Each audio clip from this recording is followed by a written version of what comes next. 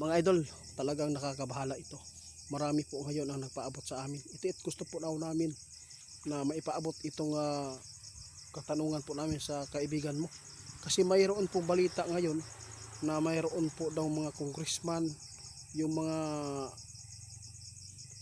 involved sa flood control na itutumba daw ng kapulisan o kasundaluhan.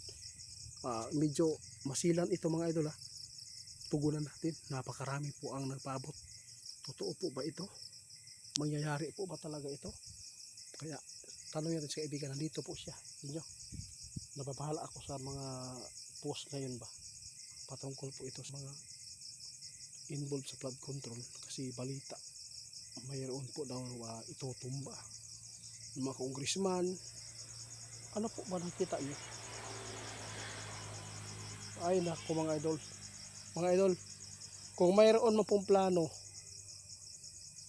ang nakakaawa lang dito yung mga may kaalaman sa totoong mga nagnanakaw. Yung may mga kaalaman kung sino po, ha? Yung mga mababang tao lang po ang delikado dito, sabi natin kaibigan. Wala siya nakikita na mayroon po mga bigatin na itutumba nila kung mayroon man.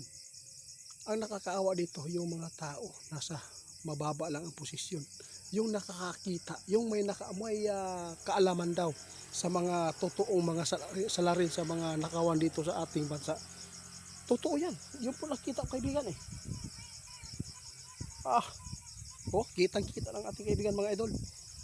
Kaya kung sino man po kayo makapanood, kung ikaw man ay may kaalaman na itong mga taong to na sila po talaga ang salarin na nakawan po sa flood control, ingat ka mga idol. Nagbabala si kaibigan.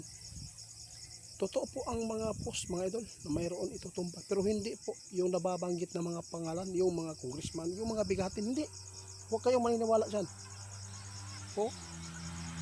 Ang kaya nilang itumba yung mga mababa, yung nakakita. Mag-ingat po ang 18 Marines, no? Hindi pa ninyo alam yan. Talagang mayroon po nakita si kaibigan na talagang masasampulan dito na ito po ang mga taong nakakita sa pangyayari sa totoong mga kawatan dito sa ating bansa. Para po ito sa mga nagtatanong, sabi ng ating kaibigan, huwag kayong maniwala yung mga congressman na tirahin. Hindi po yan mangyayari. Ang kawawa dito, yung mga tulad ng 18 Marines, yung mga nagbibigay po ng pahayag na nagtuturo kung sino po ang mga salarin dito. Yung sila, ang kawawa. Sus, damay. Nakakabahala ito mga idol. Kaya tandaan ninyo mga idol, si kaibigan ngayon nagbigay na ng pagpapaabot. Tinugunan na kayo. Kaya tandaan ninyo mga idol, kung ikaw man nakakita ka, kung makapanood ka nito, ingat-ingat ka sa buhay mo.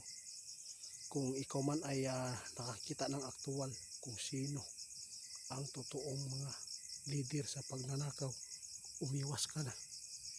Dahil kayo po ang posibleng mapupuntirya dito.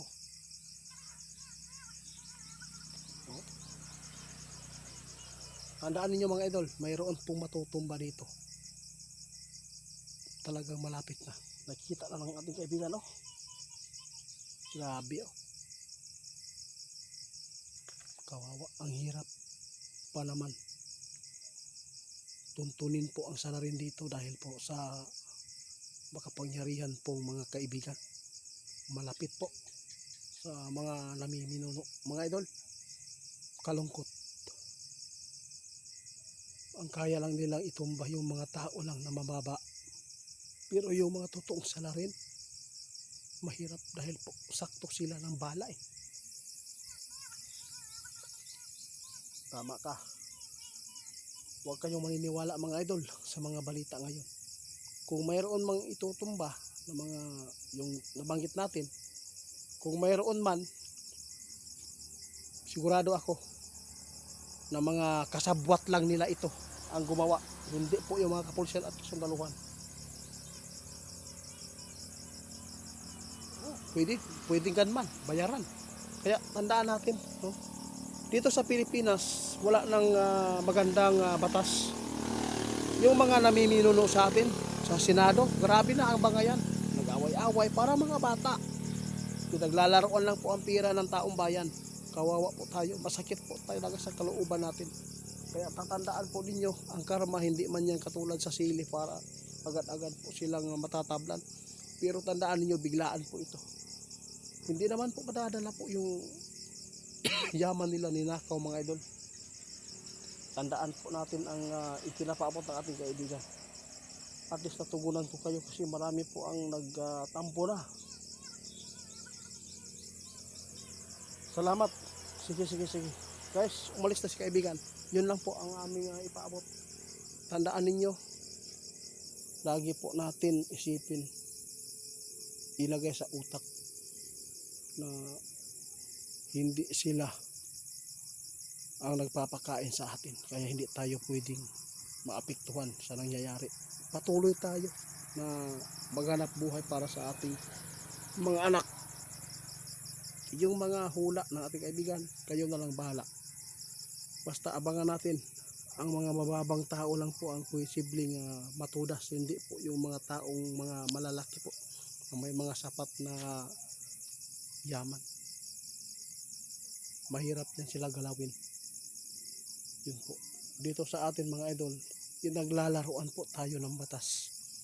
Ang batas, para lang po yan sa katulad ko, sa mga mahirap. Pero kung mayaman ka, ang bilis maariglo. Yun po ang totoo. Pwede lang bigyan po ang mga may tungkulin para hindi ka na gipitin. Pwede yan. Kasi ito po ang realidad po dito sa Pinas. No? Maamoy po ang may kapangyarihan. Pero kung wala kang kapangyarihan, napakabaho mo, kaya hindi ka mapapansin. Tandaan niyo yan. Wala nang iba po ang maghahatol yan, kundi ang Panginoon natin mga idol. Salamat sa mga nag-request, sa mga nagtiwala sa akin. Mga idol, salamat.